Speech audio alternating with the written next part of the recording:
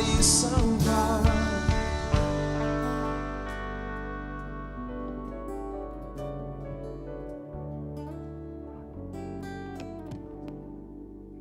Graças e paz, meus irmãos, amém?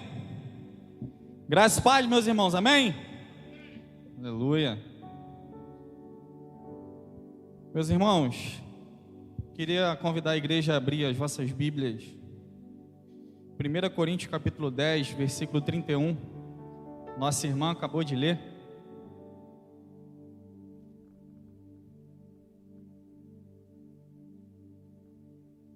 Primeira carta de Paulo aos Coríntios, capítulo 10, a partir do verso 31, é o texto base do tema que nós estamos vivendo esse mês.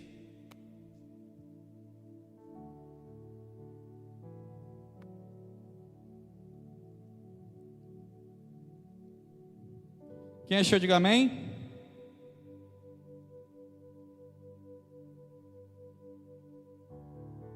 O texto diz assim: assim, quer vocês comam, bebam ou façam qualquer outra coisa, façam tudo para a glória de Deus. Não se tornem motivo de tropeço, nem para judeus, nem para gregos, nem para a igreja de Deus. Também eu procuro agradar a todos, de todas as formas, porque não estou procurando o meu próprio bem, mas o bem de muitos, para que sejam salvos. Amém, meus irmãos? A gente bem sabe que nesse mês de junho a gente está vivendo sobre essa palavra, sobre esse tema que é vivendo para a glória de Deus. A gente teve a oportunidade no primeiro domingo do mês aí com o nosso pastor, culto de Santa Ceia. Ele trouxe uma mensagem sobre o tema. A gente teve uma oportunidade na primeira quarta-feira com o evangelista Jorge. Ele também trouxe uma mensagem sobre esse tema. Domingo agora a gente teve a mensagem da pastora Elaine. E diga-se de passagem, se desse uma apertada um pouquinho nela e juntasse um pouquinho desse óleo numa vasilha, se passasse pertinho da sombra dela, eu acho que dava para ser curado, porque a mulher estava muito cheia aqui em cima. Graças a Deus por isso, isso é bom.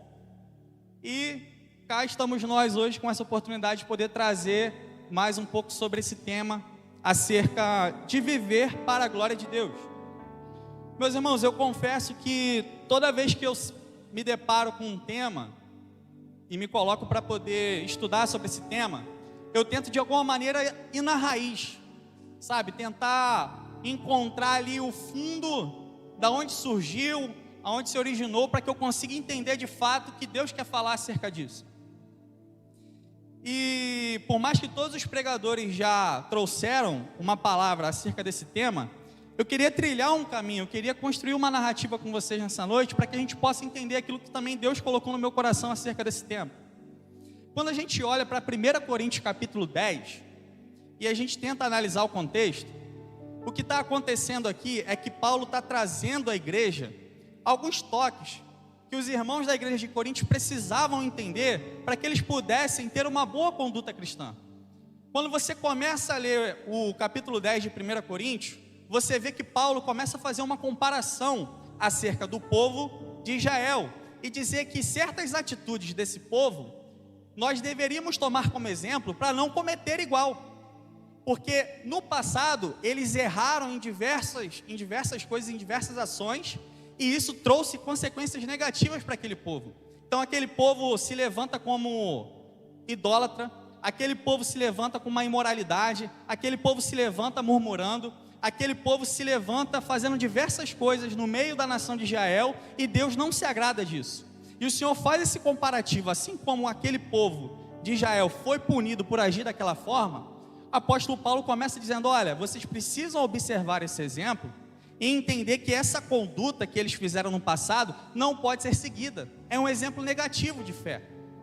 E é tanto que nesse texto de 1 Coríntios capítulo 10, que a gente tem a tão famosa passagem, olha, tudo me é lícito, mas nem tudo me convém. Então ele está falando sobre isso, sobre um povo que às vezes achava que poderia fazer determinadas coisas, mas pelo fato de carregar o nome do Senhor, não era uma conduta digna daquele povo. Então o apóstolo Paulo começa a fazer uma comparação. Por quê? Quando você olha o plano de fundo da igreja de Corinto, você vê que a cidade de Corinto é uma igreja politeísta. aí o que acontece? Esse povo que agora é novo convertido, ele tem um plano de fundo de adorar diversos deuses. E a esses deuses eram oferecidos sacrifícios. Então está tendo um problema no meio da igreja, que é o seguinte: existem alguns cristãos que estavam comendo e bebendo de ofertas e sacrifícios que estavam sendo feitas a outros deuses. E é daí que vem o verso 31, que Paulo vai falar, ó, quer você coma ou beba, ou faça qualquer outra coisa, você precisa fazer tudo para a glória de Deus. Então ele está corrigindo o problema da idolatria que estava acontecendo. Ele está falando, olha, se você sabe que essa comida e essa bebida foi oferecida a algum ídolo, você não pode comer, porque só existe um Deus. Paulo é tão enfático que ele vai falar que esses deuses são demônios, só que isso é assunto para outra história. Então ele está tentando amarrar e falando, olha só, ele usa um exemplo simples, que é a comida e a bebida, para dizer para o povo que tudo que você tem que fazer no seu dia a dia precisa refletir para a glória de Deus. Beleza, chegamos até aqui e entendemos o contexto de 1 Coríntios capítulo 10. Só que o que acontece, irmãos? O pastor Paulo ele até trouxe o significado na pregação dele. Quando você vai no original e procura a tradução da palavra glória, a palavra que aparece em grego se chama doxa. E quando você vai pesquisar o significado de doxa, um dos significados se chama reputação. Agora troca a palavra glória no texto e coloca a palavra reputação. E vamos lá para o verso 31. Olha o que o texto diz. Assim, quer vocês comam, bebam ou façam qualquer outra coisa, façam tudo para a reputação de Deus. Percebe como que o peso muda? Percebe como agora a roupagem muda? Esse glória que o apóstolo Paulo está querendo trazer à igreja, trazer o entendimento é que a forma como você vive a sua conduta cristã precisa expressar a reputação do Deus que você serve. Então, quer você coma, quer você beba, quer você faça qualquer outra coisa, a sua vida precisa expressar a reputação de Deus. Percebe como que agora o buraco ele fica um pouco mais embaixo? Porque às vezes a gente imagina a glória como sendo poder, né? A manifestação da presença de Deus. Só que a palavra glória usada aqui no texto, ele está falando sobre uma opinião positiva acerca de alguém. Glória nesse texto está falando sobre reputação, quando você busca no original. Então o que Paulo está falando? Olha, eu preciso viver uma vida de forma que a minha vida expresse a reputação de Deus. Só que aí a porta fica muito estreita. A régua ela sobe lá no alto. Aqui a gente encontra um problema para resolver. Porque para pensar comigo. Ele não está falando que você tem que viver uma vida de forma que a sua vida seja espelho, por exemplo, da vida do pastor Paulo, da vida do Mata, da vida da Fran, da minha vida. Ele está falando que a sua vida precisa expressar em tudo que você faz a reputação do Deus Altíssimo. Olha como é que a régua vai lá em cima. É como se o homem tivesse aqui pequenininho e a comparação seja Deus lá em cima. Porque a gente está falando de um ser, irmãos, que é todo poderoso. A gente não está falando de qualquer Deus feito a partir do barro pelas mãos humanas, que qualquer homem pode levantar um altar. A gente está falando do Deus criador dos céus e da terra, o todo-poderoso, o majestoso, o alfa e o ômega, o princípio e o fim, aquele que estava antes de tudo. Ele é eterno, ele é ilimitado, ele está fora do tempo. A Bíblia está comparando a gente a ter uma vida espelhada sobre esse ser. Só que aqui eu encontro um problema.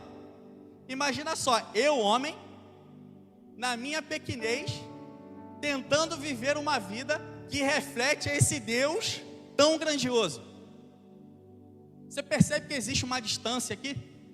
Como que eu vou viver uma vida de forma que reflita a reputação desse Deus, que é um Deus tão grandioso, tão perfeito e tão santo, sendo eu tão pecador? Irmãos, é um exemplo claro. Quando você começa a estudar um pouco as escrituras, você entende que o homem por si só é mau. Entenda isso. Às vezes a gente ouve assim, mas meu pai é um cara bom, minha mãe é uma pessoa boa, meu tio é uma pessoa boa. O homem por si só é mau desde a sua natureza. Você quer ver um exemplo clássico disso? Você pega um grupo de crianças de 4 a 5 anos, bota eles para brincar durante um período de 1 hora. Você pode perceber que alguém ou vai dar um tapa no outro, alguém vai pegar um brinquedo escondido do outro, alguém vai fazer alguma coisa ali, que você olhando de fora parece que é algo simples, normal, só que dentro desse grupo já tem violência, já tem mentira, é um falando mal do outro. Aí eu te pergunto, você acha que o pai está em casa ensinando assim, olha, vai lá, pega o seu amiguinho e bate, vai lá e traz seu amiguinho? Não, por mais que sejam seres tão inocentes que às vezes não tenha consciência do que está fazendo, a maldade expressa na carne já é vista no meio dos próprios pequeninos, em atos tão simples. Às vezes você olha, a criança chega, pô, tomei um tapa de fulano, vem chorando, você, pô, mas por que o cara deu um tapa no outro? Como que ele tem essa maldade? Porque o ser humano por si só, desde a sua origem, ele é ruim. Aí agora, o problema que a gente tem um homem no pecado, na maldade, e ele precisa agora viver uma vida que expresse a reputação de quem Deus é, um Deus soberano, criador dos céus e da terra, santo, nele não há defeito. Aí eu te pergunto, a essa distância que a gente criou entre o homem e Deus, falta um parâmetro, falta alguém aqui no meio que faça permitir com que o homem entenda de fato o que é essa vida expressa a partir da reputação de Deus. E graças a Deus por isso. E aqui eu insiro na minha mensagem quem não pode faltar, que é Jesus Cristo.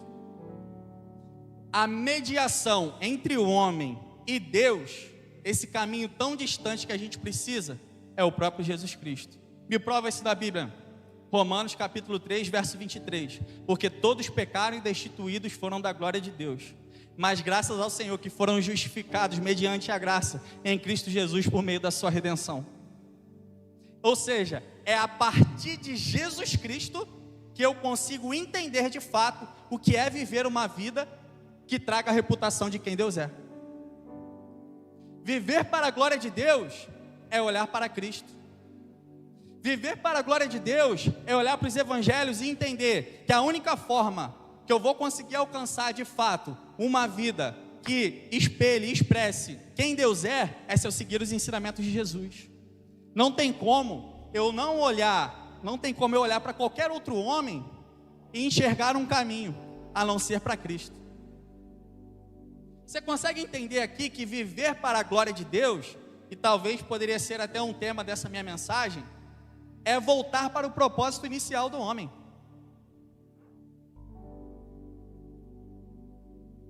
Viver para Deus, para a glória de Deus, é voltar para o propósito inicial da intimidade que a gente tinha no Jardim do Éden. Porque eu pergunto para você, quem é o único homem que caminhou aqui na terra que não teve pecado? Cristo. Quem é o único homem que a gente pode expressamente dizer que quando eu olho para ele, eu posso encontrar e refletir quem Deus é? Cristo. Quem é o único homem que eu posso bater no peito e dizer, esse aqui é a imagem e semelhança do Criador? Cristo. Então viver para a glória de Deus é você viver uma vida apontada para quem Jesus é. E quando você vive uma vida apontada para quem Jesus é, você volta para o início de todas as coisas, que é lá no Éden, proximidade. Porque a Bíblia vai dizer em Romanos capítulo 3, verso 23, porque todos pecaram e destituídos foram da glória de Deus. E esse termo glória, lá em Romanos capítulo 3, verso 23, também é doxa, também é reputação. Todos pecaram e destituídos foram da reputação, ou seja, não fazem parte de viver uma vida compartilhada da reputação de quem Deus é, porque nós estávamos em pecado e Deus é santo. Como eu posso compartilhar uma reputação de um Deus que é santo, sendo nós estamos em pecado? Então quem que teve a acontecer no meio do caminho? Cristo Jesus. Aí, irmãos, eu quero aplicar essa palavra para a vida de vocês. Por que a gente fica querendo inventar a roda? Por que a gente fica querendo os termos famosos agora? Você precisa mudar o seu mindset. Você precisa fazer um brainstorming, uma confusão de ideias, né? Para que você possa se achar, se conhecer e tudo mais. Sendo que a Bíblia é tão clara que o nosso espelho de vida é Cristo. É nele que eu encontro o propósito. É nele que eu encontro a glória que eu preciso seguir. É nele que eu encontro o reflexo que eu preciso seguir. É Ele é o Verbo que se fez carne e habitou entre nós. Só que quando você cava um pouquinho mais a fundo, você começa a entender que viver para a glória de Deus, ele percorre por dentro do plano da salvação. Se a gente for lá em Isaías capítulo 43, a partir do verso 7, olha o que a Bíblia vai dizer. Todo que é chamado pelo meu nome, a quem criei para a minha glória, a quem formei e fiz, traga ao povo que tem olhos, mas é cego, que tem ouvidos, mas é surdo. Todas as nações se reúnem e os povos se ajuntam. Qual deles predisse isto e anunciou essas coisas passadas? Que eles façam entre as suas testemunhas, para provarem que estavam certos, para que os outros ouçam e digam: é verdade. Vocês são minhas testemunhas, declara o Senhor, e meu servo a quem escolhi, para que vocês saibam e creiam em mim, e entendam que eu sou Deus. Antes de mim, nenhum Deus se formou, nem haverá algum depois de mim. Eu mesmo, sou o Senhor, e além de mim, não há Salvador algum. Eu revelei, salvei e anunciei. Eu revelei, salvei e anunciei. E não um Deus estrangeiro entre vocês. Vocês são testemunhas de que eu sou Deus, declara o Senhor. Desde os dias mais antigos, eu sou. Não há quem possa livrar alguém de minha mão. Agindo eu, quem pode desfazer? Quando você para olhar Isaías 43, você vê Deus falando sobre reputação. Isaías 43 é um reflexo do chamado de Deus para o povo de Israel, e falando assim: olha, eu escolhi vocês entre os demais povos para chamar para perto e para levar o meu nome. Foi eu que criei. Quando você lê a partir do verso 1, olha o que o verso 1 diz: mas agora assim diz o Senhor, aquele que o criou a Jacó, aquele que o formou a Israel. Então o Senhor está falando aqui o seguinte, olha só, para a nação de Israel, fazendo um recorte para a gente fazer um paralelo. É a partir de vocês, a partir desse povo escolhido, que eu vou me movimentar no meio de vocês e vou fazer de vocês as minhas testemunhas, para que vocês levem o meu nome e os meus feitos, ou seja, a minha reputação.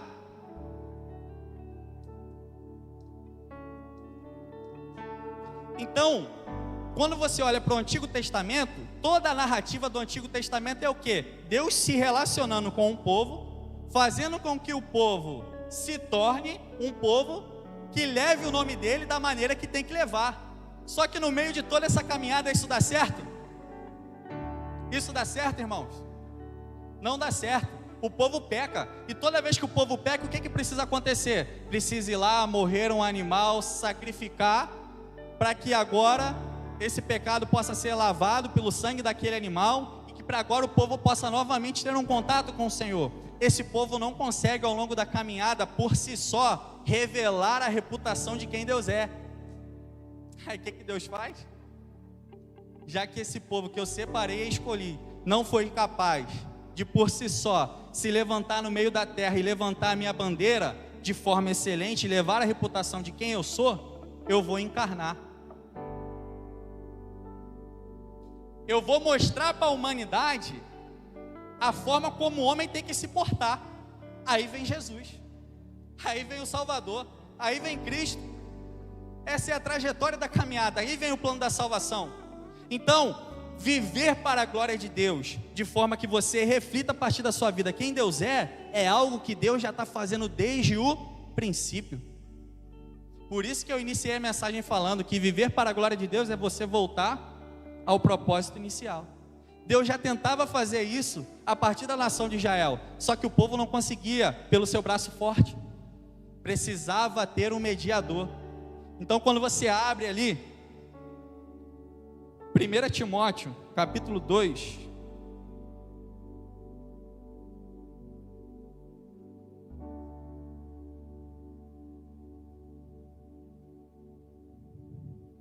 1 Timóteo capítulo 2, verso 5, olha o que a Bíblia diz: pois há um só Deus, e um mediador entre Deus e os homens, o homem Cristo Jesus, o qual se entregou a si mesmo, como resgate por todos. Esse foi o testemunho dado em seu próprio tempo.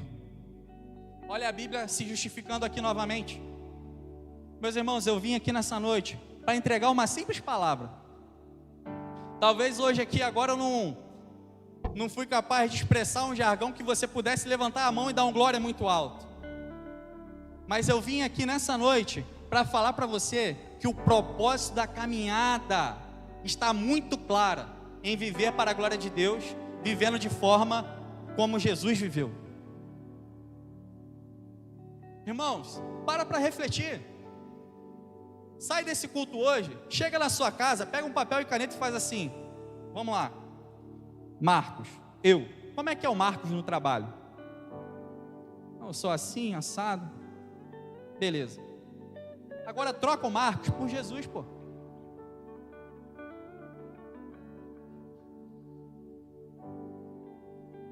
Troca o seu nome por Jesus e se faça a pergunta: será que se Jesus estivesse no meu lugar, no meu trabalho, ele agiria da mesma forma que eu faço? Você, marido, imagina agora, chega em casa e fala assim: para pensar, se eu tenho que viver para a glória de Deus, e viver para a glória de Deus é expressar a reputação de quem Deus é, como eu não vou amar minha esposa? Se Jesus fosse o marido dela, será que ele trataria a minha esposa da mesma forma que eu trato?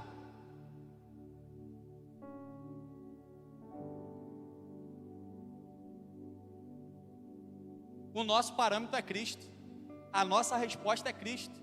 Nele nós encontramos salvação. Não há nome maior, não há ser maior. Não existe nenhum outro homem que caminhou aqui na terra que possa transformar a nossa vida e moldar o nosso caráter, à medida que, quando as pessoas olharem para nós, as pessoas irão ver a bandeira de quem Deus é. Viver para a glória de Deus é expressar quem Deus é, e nós entendemos quem Deus é a partir da figura de Cristo.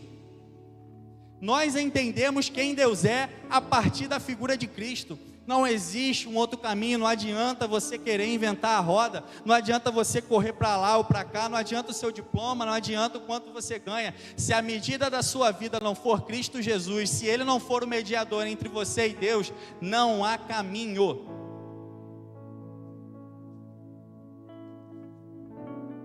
Não há caminho, meus irmãos. Aí eu pergunto para vocês, quando a gente vai para Gênesis, a Bíblia vai dizer que Deus cria o homem o quê? A imagem e semelhança dele. Façamos o homem a nossa imagem e semelhança. Aí eu te pergunto, quem na Bíblia a gente pode apontar que foi o único homem com a imagem e semelhança do Criador?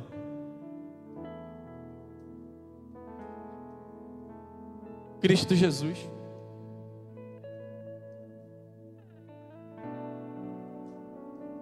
Cristo Jesus, meus irmãos. Viver uma vida fervorosa no Evangelho é viver Cristo Jesus.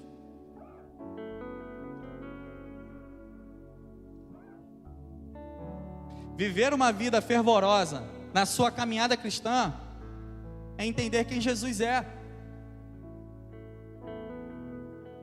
Você consegue entender essa ponte? O trabalho que Deus teve que fazer?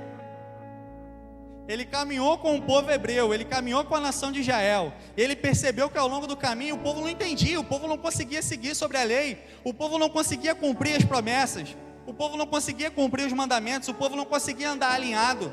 Aí o que ele faz? Olha, eu vou ter que enviar o Salvador, eu vou ter que enviar meu filho, para que ele possa encarnar e mostrar para os homens como é que tem que ser feito.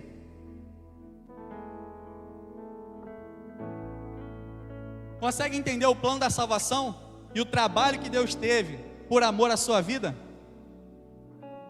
Para te salvar, para te remir, para te lavar, para te transformar, para te tornar uma pessoa melhor. Saia daqui nessa noite com essa palavra em nome de Jesus. Tudo que você for fazer na sua casa, na sua vida, no seu trabalho, quer que você esteja comendo ou bebendo ou fazendo qualquer outra coisa, faça pela reputação do Deus que você serve, que eu te garanto que a régua da sua vida vai subir muito mais. E eu te garanto uma outra coisa, a maioria dos seus problemas vão passar, porque às vezes nós arrumamos problemas para a nossa própria vida, por não andar e não conduzir ela da maneira como Jesus conduziria.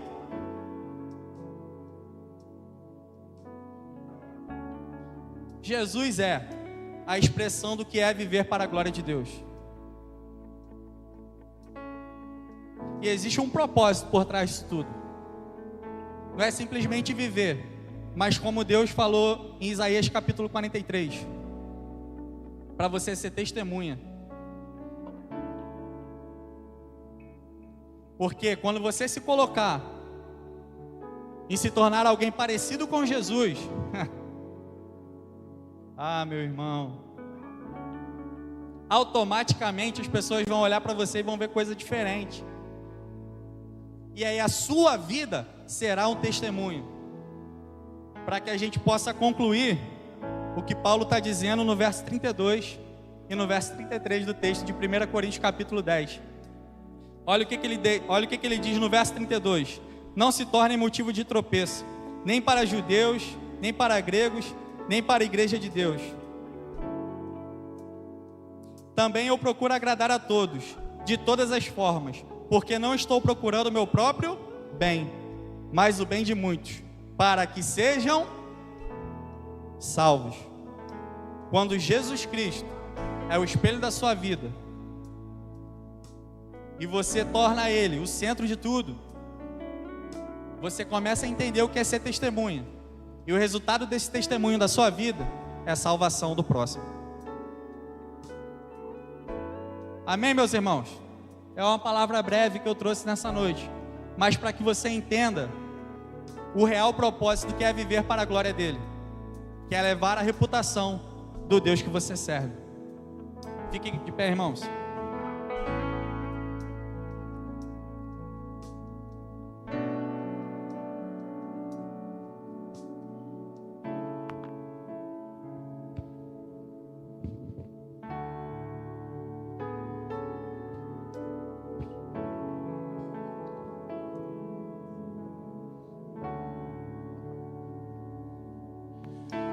Levou sobre si pecado e dor, venceu a morte, ressuscitou.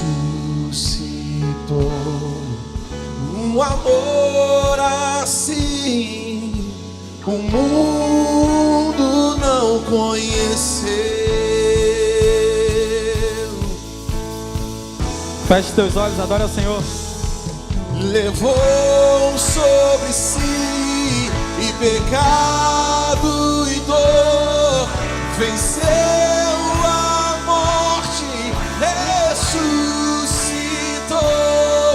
Um amor assim o mundo não conheceu.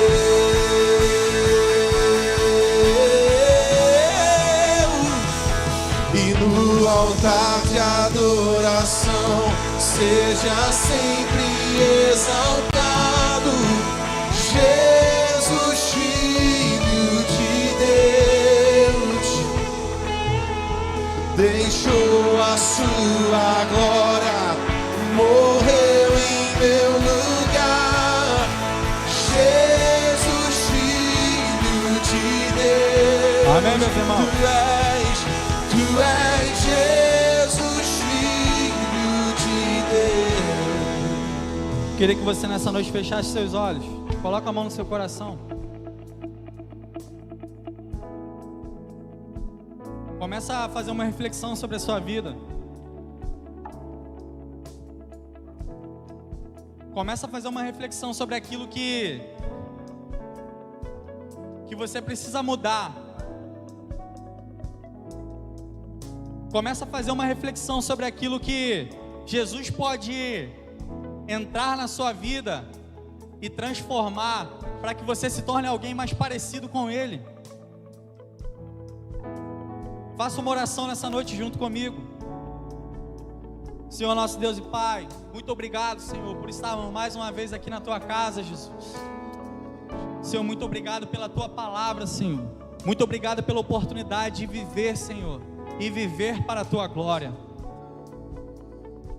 Senhor, o Senhor pagou um alto preço naquela cruz, Jesus. O Seu sangue foi derramado naquela cruz. E nessa noite, Senhor, nós entramos nas portas, Senhor, da Tua casa e elevamos, Senhor, o nosso pensamento a Ti, reconhecendo os nossos pecados, Senhor, reconhecendo as nossas falhas, Senhor, reconhecendo, Senhor, que sem o Senhor como mediador entre nós e o Pai, nós não conseguimos caminhar, ó Pai. Senhor, entra dentro da nossa vida, Senhor, entra lá, Senhor, na divisão da alma e do Espírito, Senhor, com a Tua espada afiada de 2 gumes, Senhor, que é a Tua palavra, Senhor. Muda o nosso interior, molda o nosso caráter, Jesus. Nos faz, Senhor, filhos Seus melhores a cada dia, Pai, para que possamos anunciar a Tua vinda, ser testemunha aqui na terra de quem o Senhor é.